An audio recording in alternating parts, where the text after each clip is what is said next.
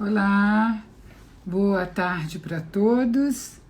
O meu nome é Denise Matar e eu estou aqui de volta na série que se chama Diálogos Instigantes, que é promovida pela Galeria Almeida e Deio. Sejam bem-vindos à nossa conversa. Estou vendo que o Saciloto, Walter, já entrou aqui. Já te chamo, Walter. O nosso assunto de hoje vai ser o Luiz Saciloto. E aí, vocês vão ter a oportunidade de ver um pequeno conjunto de obras emblemáticas do artista que mostram o percurso do trabalho dele.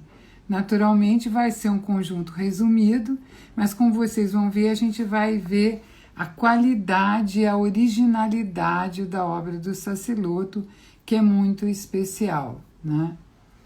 Eu escolhi o Saciloto porque o Saciloto é um dos artistas que integram a mostra Pluralidades, que está apresentada pela Galeria Almeida e Deio, lá na SP Arte.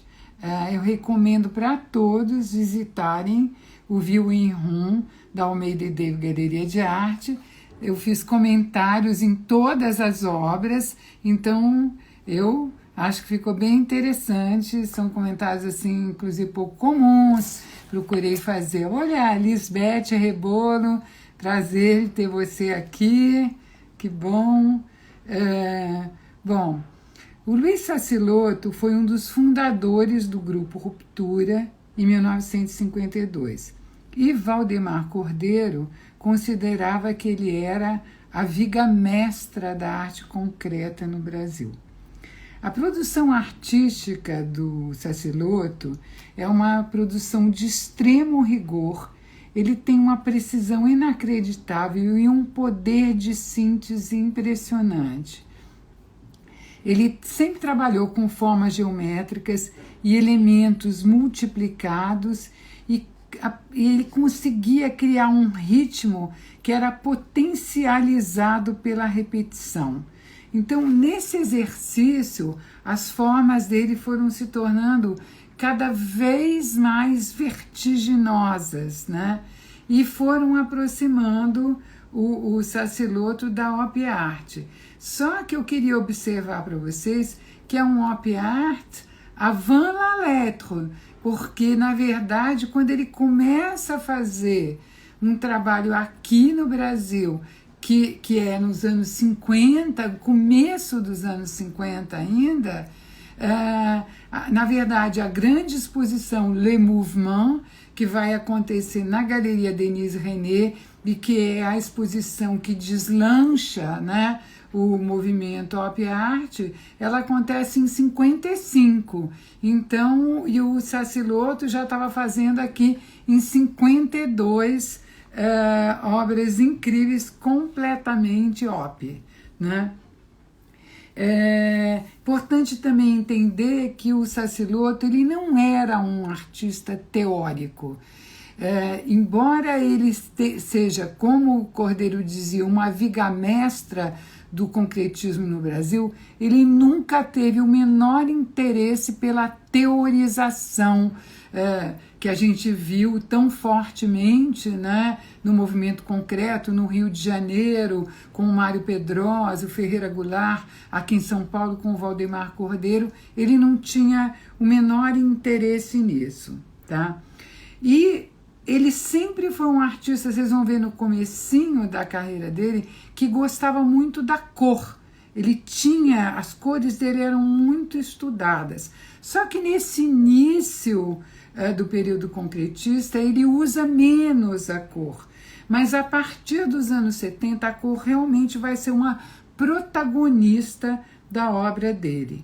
E aí ele vai ter uma coleção de pigmentos quase inacreditável. Ele reuniu pigmentos do mundo inteiro, alguns artesanais, alguns que ele mesmo fazia e outros que ele trouxe de vários lugares.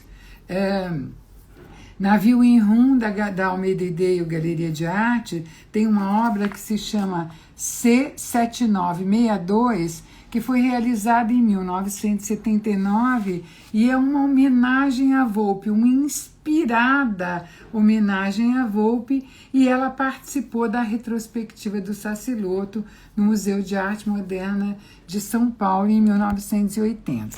Eu vou chamar aqui o Walter, tá?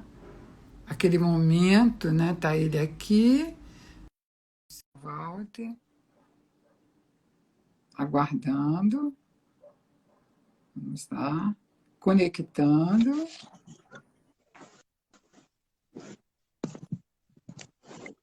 Oba! Ó, que Oi, tudo belo bom? quadro aí! Que beleza! Que ótimo! Obrigado, muito obrigado. Uma boa tarde aí a todos. Seja muito bem-vindo, né? Muito feliz de conversar com você. E a gente vai contar para vocês a história do Sassilotto. Eu vou puxar aqui os slides, vocês sabem que tem essa coisa complexa aqui, que os slides entram ao contrário, sabe-se lá por quê, né? Mas eles entram ao contrário, então a gente tem que coordenar aqui para poder contar. Bom, eu vou começar contando para vocês. A gente vai ter assim o Walter pontuando umas coisas muito interessantes. Ontem a gente conversou, ele me contou umas coisas que eu jamais soube do Sassilotto. Foi muito bom o nosso papo, ele vai poder contar coisas muito interessantes para a gente. Bom, o Sassilotto ele nasceu em Santo André, no dia 22 de abril de 1924. Ele era filho do Antônio Sassilotto e da Teresa Cancellier Sassilotto, que eram imigrantes italianos, e aqui tem uma foto do casal com o Sassilotto bebezinho, né? Eles eram de uma família extremamente simples, né, Walter? Sim, é. Os meus avós eles vieram um pouco depois da Primeira Guerra, se estabeleceram porque não tinham trabalho na Itália, se estabeleceram aqui, né, e lutaram pela vida, e criaram meu pai, o meu tio, 2 filhos. Né, e desde de criança, o meu pai sempre teve um grande interesse, ele sempre desenhava muito, né, mas não tinha material. Eles, até você comentou aí das cores, né? Uhum. Ele já depois de muito tempo, eu acredito assim que no período concreto, período chamado assim concreto histórico dos anos 50, como ele estava, todo o trabalho dele é muito baseado em gestalt, em positivo, negativo, sim e não, cheio, vazio, então não havia a necessidade das cores, mas isso daí ele sempre tinha, e desde da infância. Até ele Você me dizia contou a depois, história da caixa de lápis de cor, né? Que é isso, exato, maravilhosa, né? porque quando ele lembrava da infância, então, logicamente, ele fala assim, presente de Natal que ele mais gostou na vida. E na época ele jogava futebol, a criançada era uma bola, normalmente. E para ele foi uma caixa de lápis de cor. Então, ele desde de criança, ele se encantava com as cores. E as formas, ele passou assim que ele teve contato, um pouquinho de rigor, de fazer um quadrado, um retângulo, um triângulo, ele também se encantou com as formas. Então, juntou toda essa parte formal e a parte depois colorística, né? No É trabalho que ele verdade. conseguiu fazer nos anos, depois dos anos 70, essa junção dos dois. Que é maravilhosa, que vocês vão ver que a gente conhece pouco uma parte da obra do Sassilotto, que é sensacional, né? Aqui tem uma imagem dele nos anos 40. Ele, na verdade, estudou em Santo André mesmo, no externato Padre Luiz Capra, e tem umas declarações engraçadas dele que ele diz que ele começou a se interessar pelo concretismo por causa do uniforme do colégio. Eu fiquei curiosíssima para ver o uniforme, que ele disse que esse uniforme tinha uns padrões geométricos de uma cor para os meninos e de outra cor para as meninas, né? E eu achei Isso, muito exatamente. engraçado. É, E aí, ontem, o Walter me contou que, como ele já desde criança desenhava, ele alguém falou para o pai dele, você precisa botar esse menino para estudar arte. Mas, como era uma família mais simples e tal, o pai dele, então, colocou ele no Instituto Profissional Masculino, que era uma escola profissionalizante, onde ele aprendeu a ser letrista, onde ele aprendeu, como você mesmo falou, uma arte para ser aplicada, né? Para ser Isso, um utilitária. ofício, exatamente. Tem né, para trabalhar com pintura. E lá foi muito bom porque ele aprendeu um pouco de toda lado artesanal, marcenaria.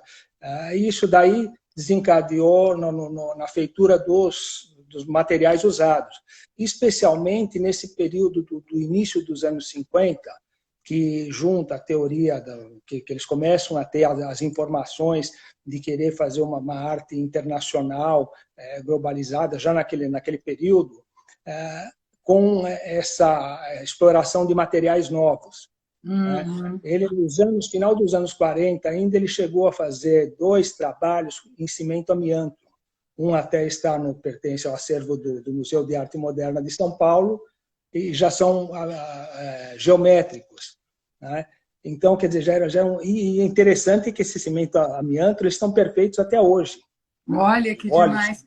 Na nossa, verdade, ele são os tinha um trabalhos que... conhecimento industrial, né, Walter, que vai Exato. se dar muito bem com. Mas antes da gente chegar no concretismo, eu queria falar para vocês que o Instituto Profissional Masculino, por lá passaram vários artistas interessantes, o Volpe, o Rebolo, o Mário Zanini, né? E ele, durante esse curso, ele conheceu e se tornou muito amigo do Marcelo Grassmann e do Otávio Araújo, e vai, inclusive, fazer algumas exposições com eles, e ele era expressionista. Tem uma história maravilhosa da Maria Leontina, que a Maria Leontina fala assim que, naquela época, ela diz assim, nós éramos todos expressionistas, né?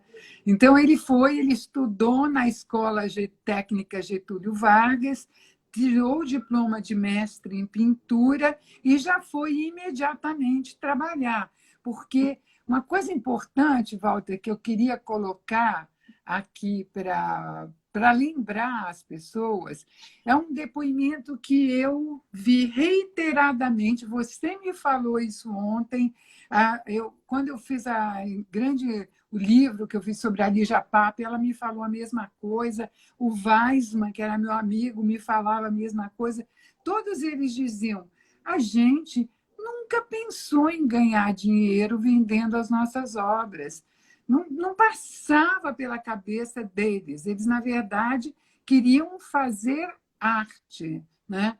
Então, eles todos tinham outras profissões, todos, a Luiz Carvão, todo o grupo concretista, os não concretistas também, Marcelo Grassmann, todo mundo tinha outra Todos eles, profissão. exatamente.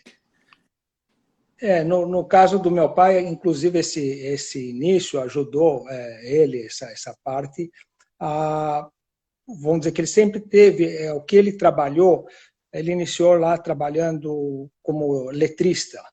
Né? Então, a precisão das letras, e essa empresa daí era chamada Olerite, que fazia o pagamento, né? Por isso que chamava Olerite, a gente envelope de acabou pagamento. generalizando o nome, né? Era o nome Exato. da empresa, né?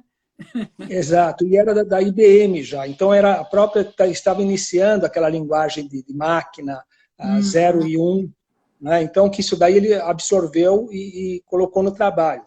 E também no final dos anos 40, muito importante para ele foi o arquiteto Jacó Ruckti, que ele trabalhou, ele era jovem, tinha 20 e poucos anos, e ele foi trabalhar como desenhista, como ele tinha uma precisão boa, né?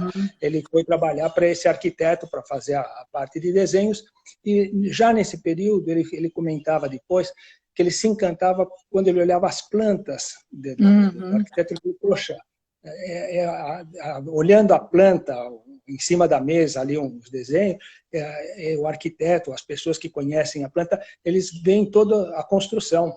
Né? Então, eu acho que essas coisas ficaram arraigadas nele, que ele passou depois a desenvolver todo esse trabalho em conseguir fazer o trabalho dele sair do plano sem sair do plano, né? Uhum. Então ele sai do plano na nossa cabeça, né? Ele faz com que a gente desenvolva isso, mas ele está no plano. Então era essa visão que ele conseguiu fazer com o tempo. E esse início também na relação a toda essa busca de material e de conhecimento. Esse Jacó Rupt lá, que ele começou a ter o primeiro contato com algumas revistas de arte internacionais. Uhum. E é interessante porque, paralelamente, nesse começo da carreira dele, ele, na verdade, se junta com todo esse grupo, que é esse grupo meio expressionista. Ele, inclusive, também participa da exposição dos 19 pintores. A Maria Eugênia Franco já tinha feito uma exposição dele na biblioteca, ele já tinha participado de uma exposição com o Marcelo Grassmann e o Otávio Araújo. Olha só, é outra linha, né? E aí, quando ele participa da exposição dos 19 pintores, é um momento no qual ele conhece, né, o Valdemar Cordeiro e o Lothar Charroux, e que ele está trabalhando com o Rutke. Então, acho que é um momento muito significativo. Exato. É um momento, porque eles têm, a impressão que eu tenho é que eles têm uma sede de conhecimento. Né? E quando um identificava no trabalho do outro alguma, vamos dizer, alguma vontade de inovar, vontade de buscar um caminho novo, eles se identificaram, né? Olha, aqui tem uma obra interessantíssima, que é uma obra de 47, que ele está justamente nessa passagem. Ele está saindo de um trabalho expressionista e está indo, e a gente já sente, né, a geometria e o concretismo chegando na obra dele, né? Aqui tem um outro trabalho. Gente, olha a cor desse trabalho, olha, que é um trabalho de 48, né? Que é uma casa, né? Mas olha que beleza já a divisão dos planos. Aqui tem um outro trabalho também dessa mesma época, já de 49. Esse trabalho é maravilhoso, Walter.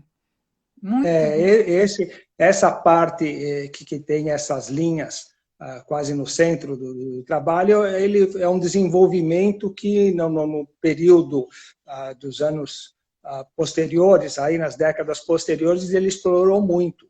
Né? Então aí a gente vê assim, a vontade, um pouco de tudo, né? Das cores, de mexer com as cores, dar uma profundidade através das cores mais escuras, e outra, e ao mesmo tempo colocou essa parte central com uma coisa ótica, e vamos dizer, né? Essa daí tem uma quadrícula, né? Interessante. Isso. Muito legal. Mas eu queria que vocês atentassem especialmente para a cor, porque ele vai passar um período concreto com menos cor, mas quando ele vai ficar mais velho, ele vai buscar lá a cor dele de novo. Aqui tem um acontecimento familiar muito importante. Ele se casa em 1950. Eu não sabia que a sua mãe era de ascendência japonesa. Eu sou encantada com a cultura japonesa. Acho importante. Acho ela muito significativa, né? Importante, né? Japonesa e português também era meu. O pai dela era japonês e a mãe portuguesa. Legal. E aí você me contou uma coisa que eu fiquei muito impressionada também, que todos esses trabalhos que vocês viram que ele fazia num quartinho que era dividido com a empregada, né? Que você me contou. Exatamente. Nós morávamos aí já depois, na época que eu me lembro, porque aí nesses anos, final dos anos, aí, ou quando ele se casou, ou esses quadros do final dos anos 40, ele acho que morava ainda com meus avós, nem sei se ele fazia no quarto dele, na cama. Eu sei que tem desenhos dele desenhando o irmão dele, então provavelmente ele dividia um quarto com o irmão O meu tio, ele se formou advogado até, ele era, apesar de eles terem uma origem, vamos dizer, bem humilde, mas ele conseguiu se formar na São Francisco, e ele lia bastante, e tem desenhos que meu pai fez, desenhando o irmão dele na cama, lendo, né? Então, acho que um ficava lendo, apesar do meu pai ler bastante, mas ele desenhava mais do que lia, né? Agora, quando eu já me lembro da minha infância, na nossa casa, que dividia um quarto com os irmãos, tinha um quartinho, que a gente chamava de quartinho, né, que era pequeno, porque era a parte que servia para a roupa, a base de casa, né, como se fosse uma despensa, e tinha um armário dele, que ele tinha até projetado o armário, bem racional, para durante o dia não atrapalhar o serviço doméstico, e durante a noite, quando ele voltava, ele abria, formava ali, usava em cima da mesa, que passava a roupa em cima da mesa, né? Tirava o ferro e colocava o material dele e passava a desenvolver os trabalhos. E aí a gente então viu que ele conheceu então o Valdemar Cordeiro na exposição dos 19 pintores, e ele já vai participar do grupo Ruptura.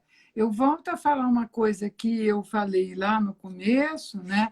O famoso grupo Ruptura de 1952, juntamente com o Anatol Vladislav, o Geraldo de Barros, o Casimir Feger, o Leopold Arar, o Lothar Charroux e o próprio Valdemar Cordeiro, né? Onde eles lançam esse polêmico e famosíssimo, né, manifesto. Mas eu volto a dizer para vocês que o próprio Sassilotto, ele não tinha grande interesse por essa questão toda, né, teórica, né?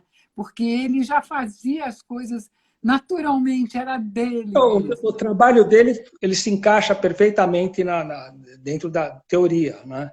Esse trabalho que está mostrando agora, ele foi muito importante para o meu pai, porque ele foi o trabalho que em 52 participou da Bienal de Veneza. Uau, que beleza! Você vê que esse daí esse daí é em papel, é um papel, né? É um esmalte sobre papel. E em 51 ele participou da primeira Bienal de São Paulo e foi convidado a participar em 52 da Bienal de Veneza. Que beleza! Gente, olha, esse trabalho eu também acho uma coisa incrível, porque ele é toda uma... Vocês vão vendo a decomposição, né? Então, ele faz o primeiro quadrado azul, aí o segundo já é dividido, aí você tem um outro que é de novo dividido no meio, depois ele faz a nova divisão da divisão, e poderia ter seguido a infinito, né?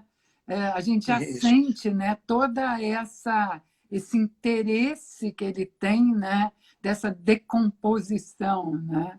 Ou dessa formação.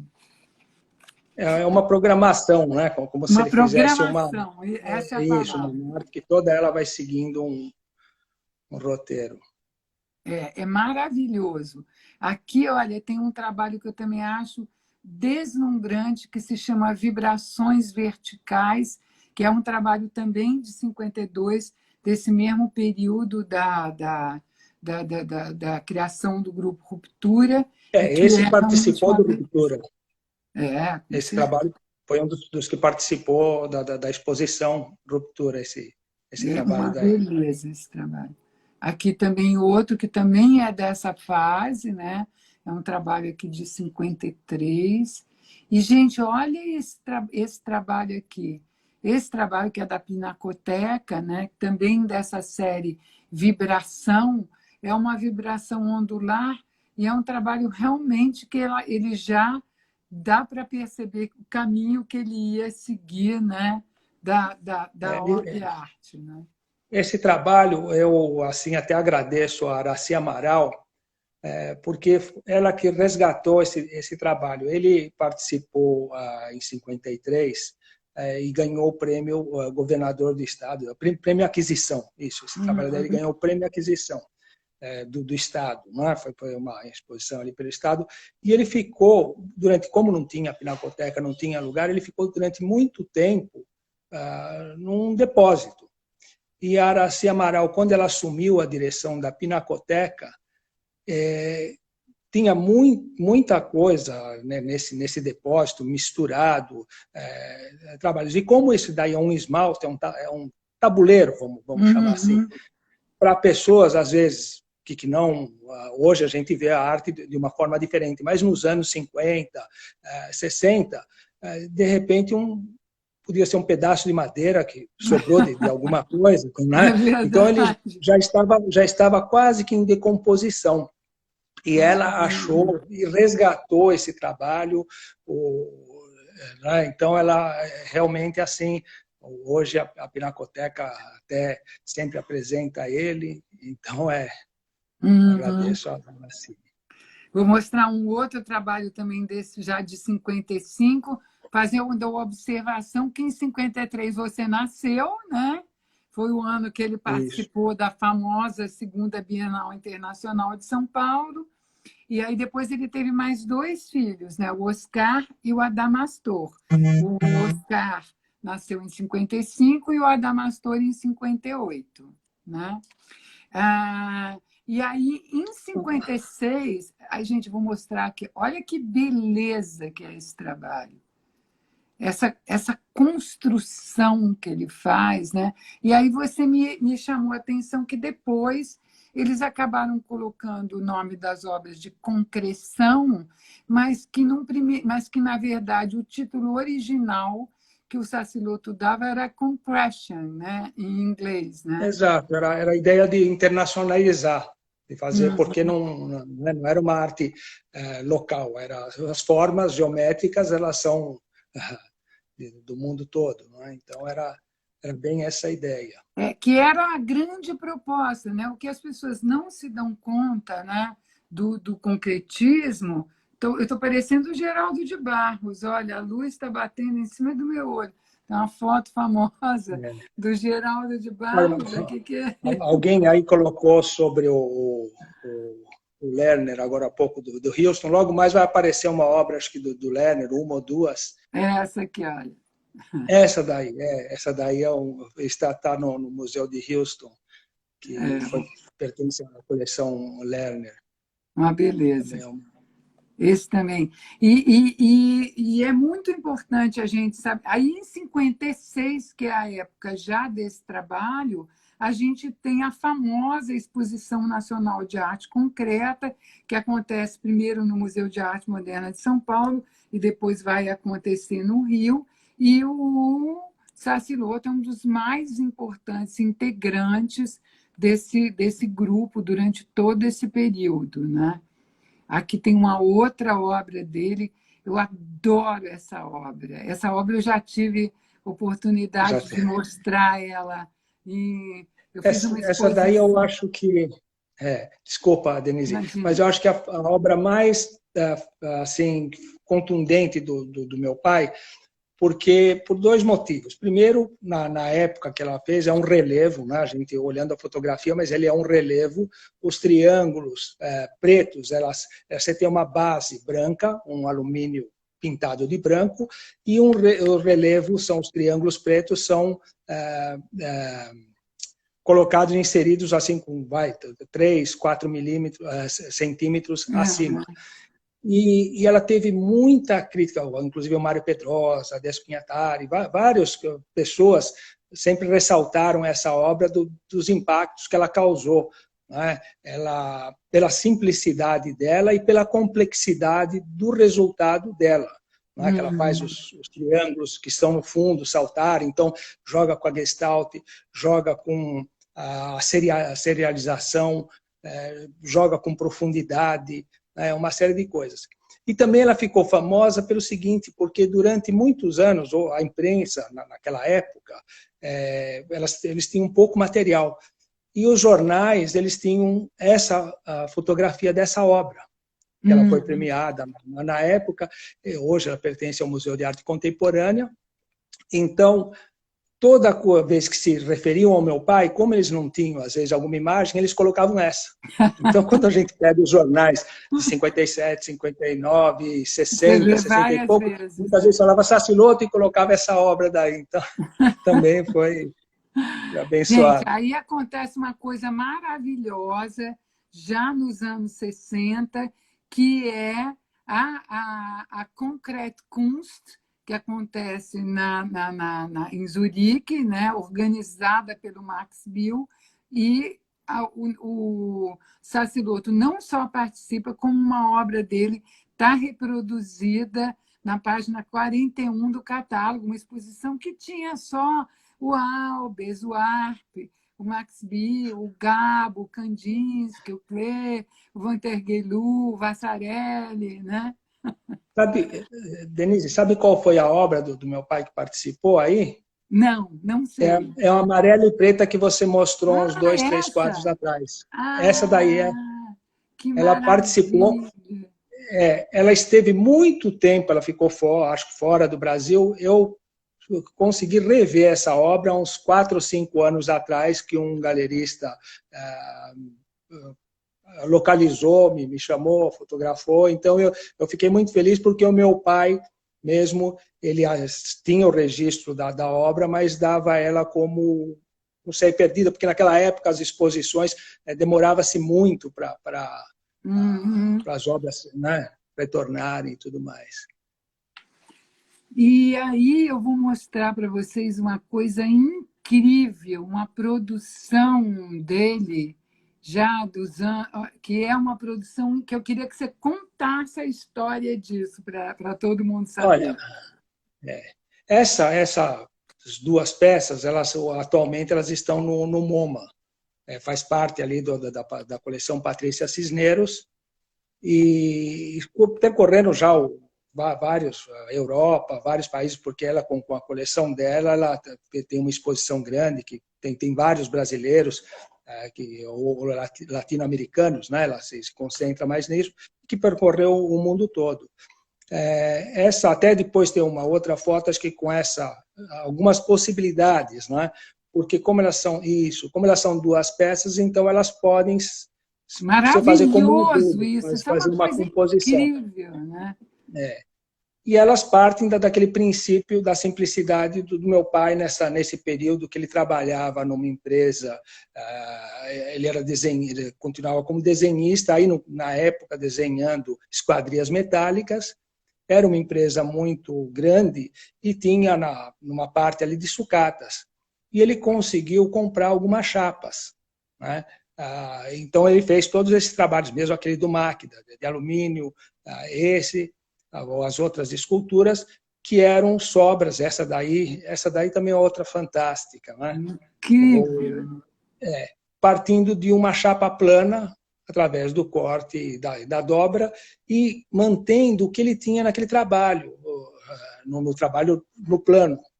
Quando a gente olha um quadro como aquele preto e branco que você mostrou, e se imagina que o preto dobrasse, acaba resultando numa dessas esculturas, né? Não, é uma Então beleza. o vazio tem muito valor aí também. Gente, aí olha que coisa linda que eu não conhecia. A gente ficou sabendo que ele fez esse trabalho em Ponto Grande, né? Ela tem 8 metros de 8 diâmetro, metros, né? exato.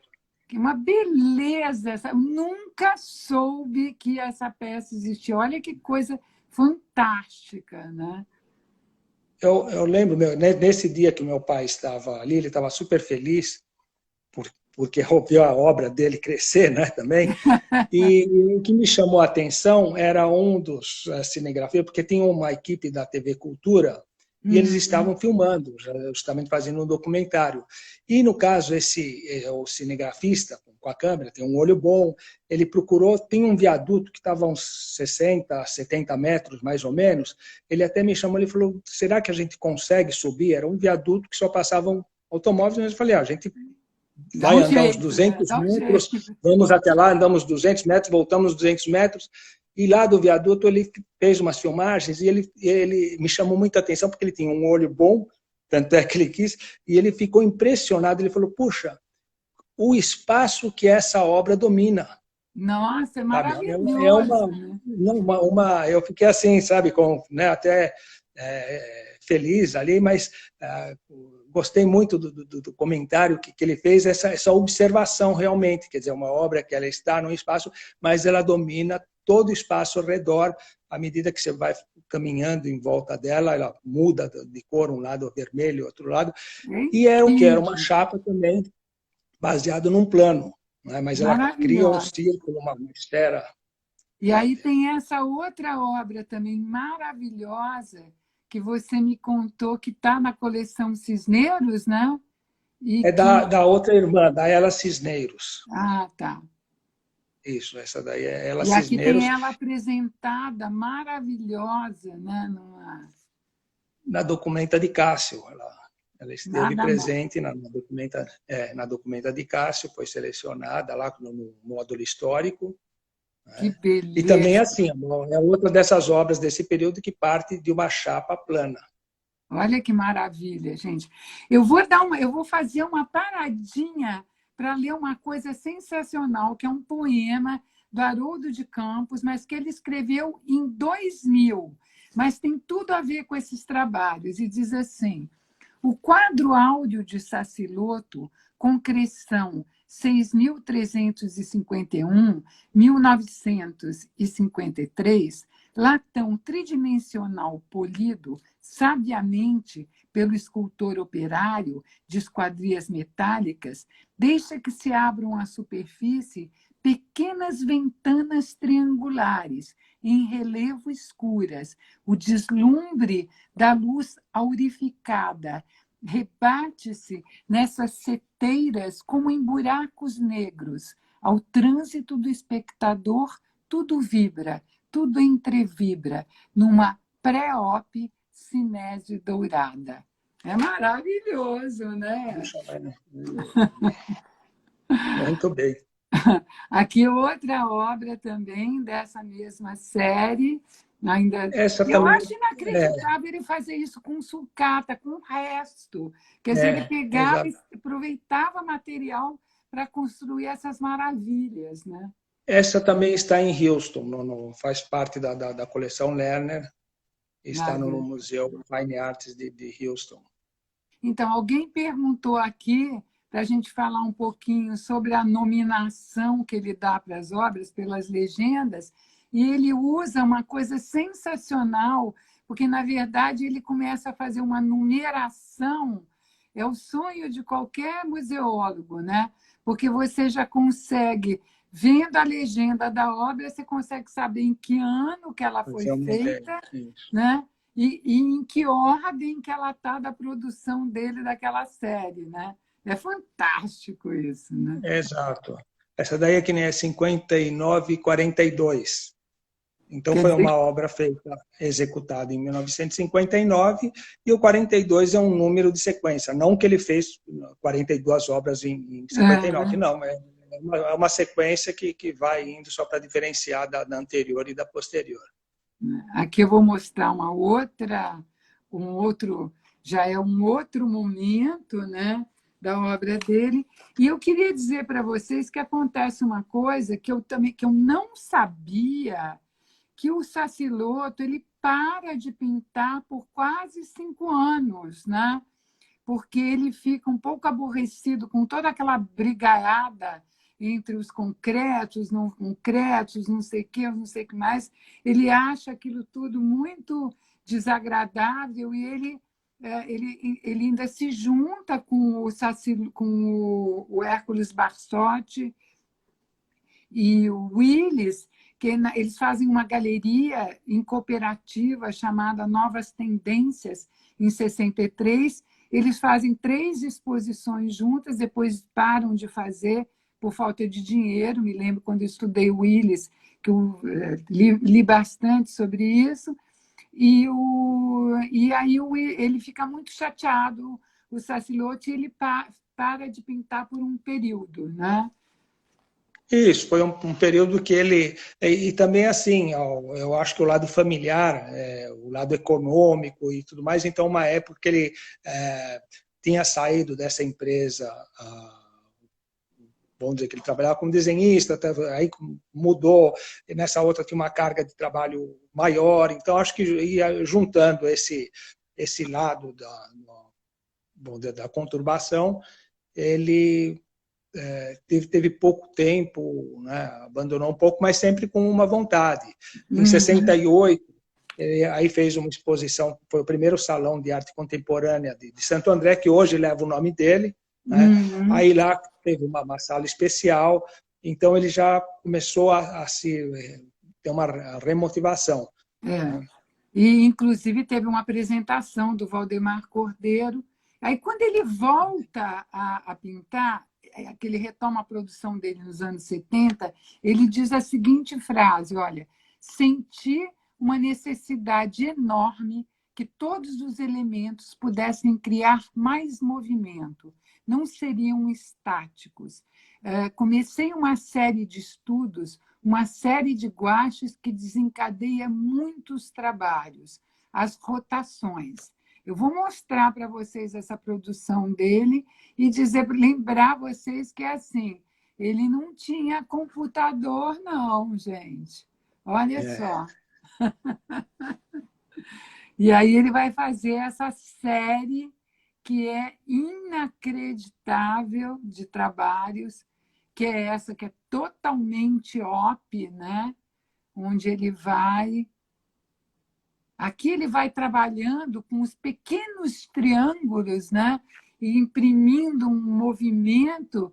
Aqui a gente tem praticamente o mesmo desenho, mas com o preto e branco, né? Uma obra do Museu de Arte Moderna do Rio, e a gente vê já se formando volumes, né?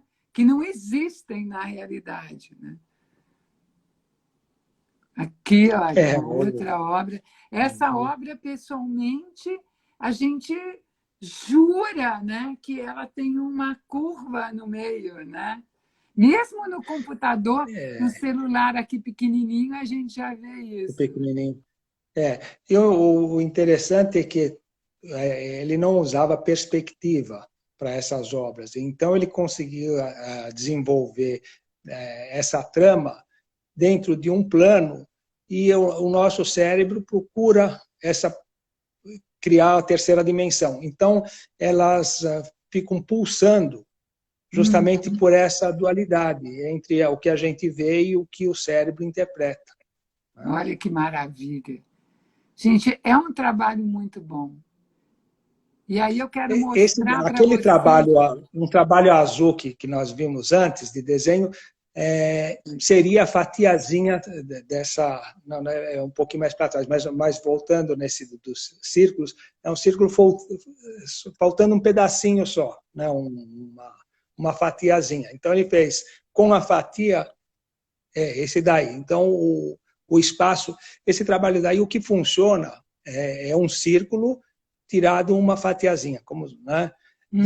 Dessa fatiazinha, essa que forma o fundo é que vai dar toda a dinâmica do trabalho. O que trabalha aí são o branco, que é o fundo, que faz todo o ritmo. Olha como é que ele fazia isso, ó, na mão e na régua. É muito bom. Esse dá para ver bem, né? Essa rotação que ele vai fazendo do elemento, né? Aí aqui a gente tem uma coisa muito importante, que em 1980 ele tem uma exposição retrospectiva chamada Expressões e Concreções no Museu de Arte Moderna de São Paulo. E foi mais ou menos, né, nessa época, né, Walter, que você começou a trabalhar direto com ele, né? Isso, a partir um ano antes dessa exposição, foi que ele passou a se dedicar de tempo integral à pintura. Então, ele mudou, aí conseguiu fazer um ateliê já maior, com mais espaço, passou a desenvolver os pigmentos, né, a ir atrás de pigmentos, crescer o material mesmo, tanto a nível de telas, o que ele precisava, né? Então, ele passou a ter esse lado. Como ele não se interessava pela parte comercial, não tinha, o processo dele era fazer. Né? Então, eu passei a ajudar ele nenhum. Então, a parte do pós-produção, né? Tentar o lado comercial da obra. Eu quero mostrar aqui, só que agora que tocou o telefone, preciso pescar. Gente, olha que maravilha essa obra, que é a obra que está no View in Room da Galeria Almeida e Dale, que é uma homenagem que ele faz à Volpe. Gente, essa obra é uma beleza. E ele fez em têmpera, né? Isso, então, já era nesse período que ele já estava de mudança para ateliê, mexendo com cores. Ele foi muito amigo do Volpe já desde os anos 40, né? E o Volpe, como um grande colorista, e tinha esse lado de mexer com a têmpera a ovo, né? Porque depois meu pai continuou mexendo com as têmperas acrílicas, vinílicas, e nesse período ele fez vários trabalhos com a têmpera a ovo, né? Agora, esse trabalho é maravilhoso, né? Porque ele vai e ele joga com toda o símbolo do Volpe e usa cores que o Volpe usa, mas, ao mesmo tempo, ele faz uma leitura totalmente concreta, né?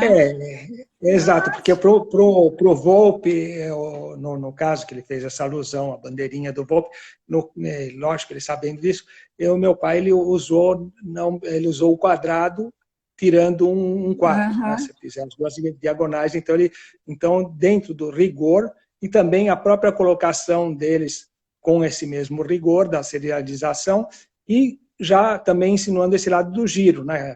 Dividiu em 4 e cada uma delas ela gira. Então a gente faz a leitura da obra, começa a girar também os triângulos, aí o triângulo de fundo, né?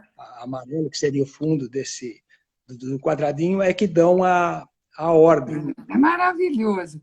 E aí, então, é que chega esse momento que eu falei para vocês, em que ele faz essa grande redescoberta da cor, né? E ele começa, então, a trabalhar. Eu amo essa série de trabalhos todas, quando ele volta a usar essa cor assim com tudo. Eu acho isso um trabalho de uma qualidade assim, impressionante, né? E olha isso, e aqui, de novo, ele volta a criar essa ilusão, né, de profundidade, tudo de uma tela totalmente plana, né, que é aquilo que você falou anteriormente, ele joga com os nossos olhos. Né? Exatamente. Na verdade, ele engana o nosso cérebro. Né? Aqui tem uma imagem que eu amo, essa foto, que é ele com os pigmentos. Eu queria que você falasse, a gente já está chegando aqui no finalzinho da nossa live, eu queria que você falasse um pouquinho sobre os pigmentos, porque eu acho muito importante. Os pigmentos, ele sempre passou a buscar o pigmento puro e com um alto poder assim de resistência. Então ele testava esses pigmentos, ele fazia um quadro com sempre que ele adquiria ou conseguia um pigmento novo, ele fazia várias amostras, uma ele deixava no sol, outra ele deixava na sombra, outra ele deixava num armário escuro, e com o passar do tempo ele fazia a comparação para ver qual que se permanecia, qual que, né, se desbotava. E tem pigmentos de vários, tem inclusive de Cássio lá, que depois ele participou, o trabalho dele, participou da Documenta. Gente, né? Olha que lindo que é isso. Eu amo essa. E aí o T1 Spanudes, ele faz uma exposição, né, em 82, que se chama Saciloto, Obras dos Últimos 5 Anos, que foi na Galeria Cosme Velho, e ele também escreve um texto aqui incrível. Vou ler um trechinho de nada que diz assim: uma obra que provoca reverência e admiração pela sua finura e desenvolvimento sistemático, o fruto maduro de toda uma vida de sacrifício desinteressado, o fruto de uma opção definitiva do seu temperamento tão humano, humilde e ofertante ao serviço de algo superior a ele. Uma beleza, né? E ele realmente é um artista que realmente merecia todas essas homenagens, né? Eu queria terminar a nossa live, gente, eu vou falar mais umas coisinhas aqui, históricas aqui importantes. Vou dizer para vocês que ele teve, em 2000, ele teve um AVC em 94, mas voltou a trabalhar em 2000, e ele recebeu, em 2000, o prêmio da Associação Brasileira dos Críticos de Arte pelo conjunto da obra, o prêmio da Associação Paulista de Críticos de Arte como artista do ano, e o Enoque Sacramento escreveu o livro Saciloto sobre ele, que é um livro excelente, maravilhoso. Olha, gente, olha Muitos anos de pesquisa. O Enoque, ele passou vários, além de ele conhecer o meu pai desde os anos 60, então ele já tinha vasto material, ele pesquisou muito, aprofundou, e foi um documento muito importante. E também foram feitos vários documentários, né, sobre ele. Sim. Foram feitos vários documentários para televisão importantes, né? Gente, é uma beleza, né? É uma beleza o trabalho dele. Eu queria terminar a nossa live lendo para a gente, é muito importante. Ele faleceu em 2003, mas em 2015 teve uma exposição sensacional dele no MUM, chamado Audácia Concreta. Eu adorei o nome, achei uma beleza. Sim. Né? E eu queria terminar a nossa live, eu tenho que ler isso, que é um poema do Augusto de Campos, para o Saciloto, que diz assim, o poema é super bonito naquele esquema dele, mas eu destrinchei lá o poema, e o poema diz assim: Saciloto pinta como quem solda, muito antes da OP, na década de 50, quando Vassarelli pintava amebas. Descobria a OP, um OP operário, antioportunista, nascido não do efeito, mas do objeto nu, concreto, necessário. É maravilhoso, né? Isso, né? Bom, a gente tem que acabar aqui a nossa live, estamos chegando aqui no finalzinho. Queria que você fizesse seus últimos comentários para a gente poder aqui encerrar. Bom, eu agradeço muito as colocações que você fez, eu acho que acrescenta bastante na divulgação, você realmente assim me surpreendeu bastante, gostei muito, né? E lógico, eu sempre agradeço o meu pai pelo privilégio que eu tenho hoje de cuidar da obra dele, de ter esse lado, que isso daí me deixa muito feliz, eu até sempre sinto a falta às vezes, mas eu me lembro do entusiasmo dele para as artes em termos gerais, não só das pinturas, não é? Ele me ensinou a ver pintura da seguinte maneira: nós estávamos no museu, ele falou para mim, Walter, olha, você gostou daquela obra, percebi que você está olhando, então vai lá ver quem fez e que ano fez, e vai registrando, vai fazendo essa marcação, né? Então, é muita coisa que eu continuo aprendendo sobre o meu pai através de pessoas como você. Né? Você sabe que eu mostrei em 2015 também, eu fiz a exposição Op Art, né? Que foi no Museu da Casa Brasileira, e realmente exato. A gente tinha que ter... O Saciloto era a nossa estrela, né? Quem é a nossa estrela da Op Art é o Saciloto, né? Não só pelo que ele fez nos anos 50, mas por todo o trabalho que eu acho muito importante as pessoas terem essa consciência desse trabalho que ele desenvolve nos anos 80, que é uma maravilha.